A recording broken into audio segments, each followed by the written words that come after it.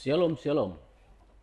Selamat pagi untuk kita semua. Kita bertemu lagi dalam saat teduh berkemenangan pada pagi hari ini. Mari kita berdoa datang kepada Tuhan, merenungkan firman Tuhan sebelum kita melakukan aktivitas dan kegiatan kita sepanjang hari ini. Mari kita berdoa. Tuhan Yesus, kami bersyukur dan berterima kasih untuk hari yang Tuhan berikan kepada kami. Terima kasih untuk sepanjang malam kami boleh tidur nyenyak dan pagi ini bangun dengan tubuh yang sehat. Terima kasih untuk cuaca yang cerah, udara yang segar, suasana yang indah di hari ini ya Tuhan. Tuhan, sebelum kami memulai aktivitas kami hari ini, kami datang menyerahkan hidup kami kepadamu dan kami mau membaca, merenungkan kebenaran firman-Mu.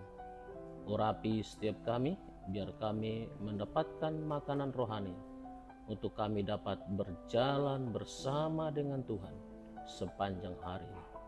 Urapi hamba-Mu, urapi setiap kami ketika kami mendengarkan firman Tuhan. Dalam nama Tuhan Yesus kami berdoa dan bersyukur. Amin. Saudaraku yang kasih dalam Tuhan, hari ini kita belajar tentang Petrus ya, karena di bulan ini kita berbicara tentang belajar setia dari murid-murid Tuhan Yesus. Dan bagian saya untuk kita renungkan di pagi hari ini adalah setia seperti Petrus. Saudaraku yang kasih dalam Tuhan, pengiringan kita, pengikutan kita akan Kristus atau iman kita bertahan sampai akhir itu diuji dengan waktu, diuji dengan kesetiaan. Kesetiaan kita diuji dengan waktu. Bisa saja sekarang kita berkata, saya akan setia.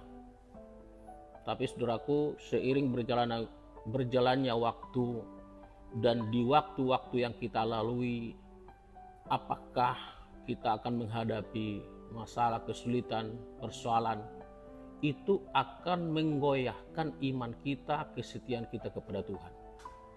Oleh karena itu, saudaraku yang kasih dalam Tuhan, itu sebabnya saya mengatakan kesetiaan kita itu diuji oleh waktu.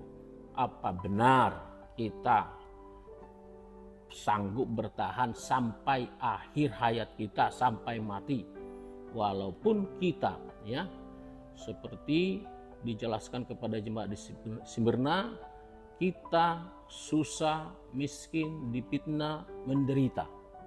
Kalau saudara bisa mengatasi hal ini, menghadapi hal ini, maka saya percaya kita akan disebut gereja yang setia, jemaat yang setia, orang yang setia.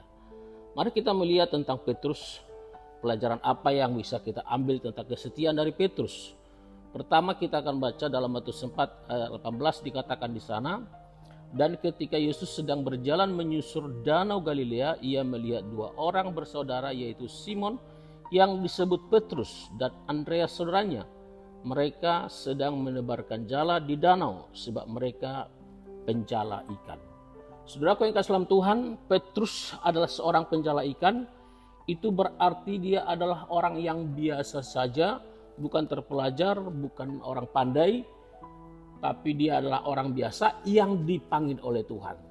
Dipanggil juga bukan di Yerusalem, bukan di kota yang hebat, tapi di Danau Galilea, di pinggir Danau Galilea. Saudaraku yang kasih dalam Tuhan, tapi panggilannya ini, saudaraku yang kasih dalam Tuhan, merupakan pengesahan dia sebagai hamba Tuhan, sebagai pelayan Tuhan untuk memberitakan Injil kabar baik itu.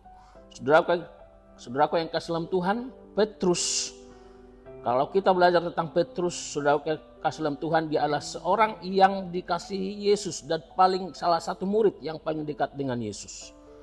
Saudaraku yang kasih dalam Tuhan, Petrus setelah dia lama mengikuti Yesus, mungkin sama seperti saudara dan saya, apa yang kita peroleh dari pengiringan kita akan Yesus. Bahkan Petrus berkata, semua kami sudah tinggalkan, segala sesuatu kami sudah lepas. Sekarang Tuhan, apa yang kami peroleh kalau kami ikut Tuhan? Matius 19 ayat 27, tidak sempat kita baca, nanti bisa dibaca Matius 19 ayat 27. Saudara yang kasih dalam Tuhan, tetapi Petrus dalam Matius 26 ayat 35, Petrus memproklamirkan imannya. Ini harus kita baca, Matius 26 ayat 35. Matius 26 ayat 35, firman Tuhan berkata, kata Petrus kepadanya, sekalipun aku harus mati bersama-sama engkau, aku takkan menyangkal engkau. Semua murid yang lain pun berkata demikian juga.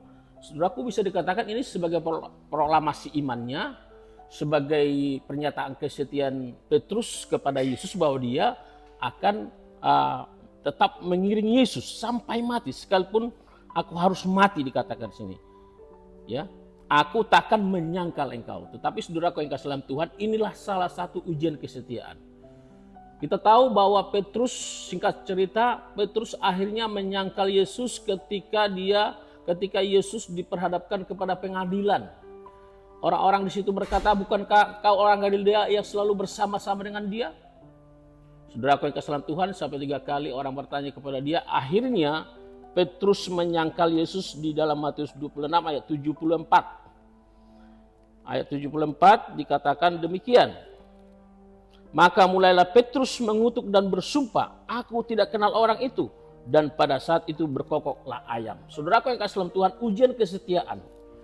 Jadi di dalam perjalanan kehidupan kita pasti ada ujian kesetiaan, ada tantangan, ya.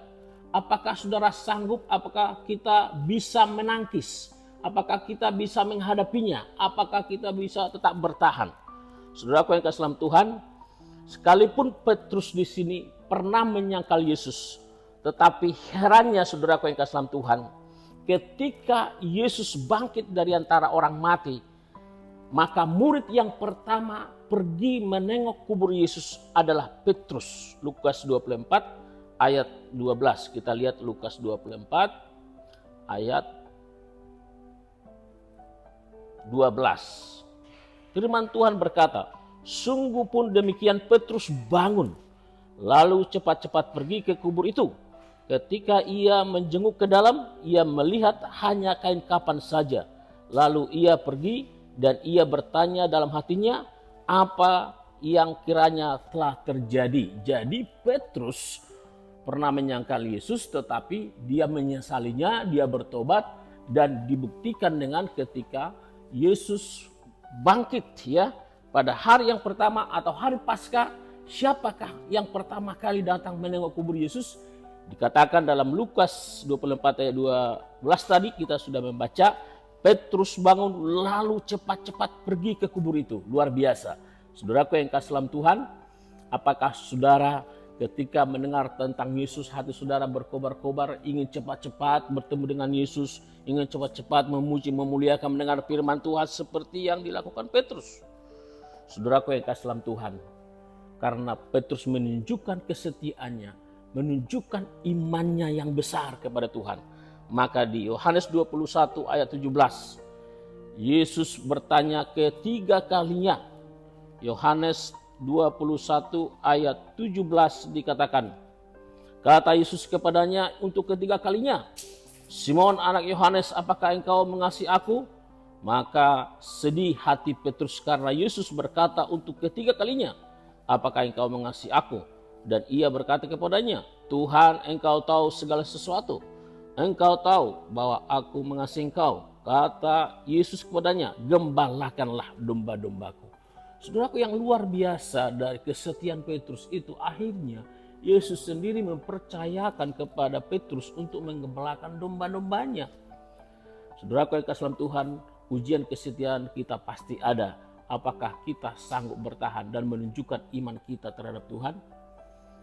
Sehingga Tuhan mempercayakan berkat-berkatnya kepada kita, anugerahnya kepada kita dalam mengiring Yesus dalam hidup kita sehari-hari. Kiranya kebenaran firman Tuhan memberkati kita pada pagi hari ini. Tuhan memberkati kita, kita berdoa. Terima kasih Tuhan untuk firman-Mu yang kami dengar. Kiranya firman-Mu boleh memberkati setiap kami, dan kami boleh belajar kepada Petrus yang setia sampai akhir, dan Yesus sendiri mempercayakan untuk menggembalakan domba-dombanya. Terima kasih Tuhan, terpujilah Engkau, bagimulah pujian, hormat, dan kemuliaan. Dalam nama Tuhan Yesus kami berdoa. Amin. Amin. Puji Tuhan. Tuhan berkati kita semua. Tuhan menolong kita sepanjang hari ini. Shalom.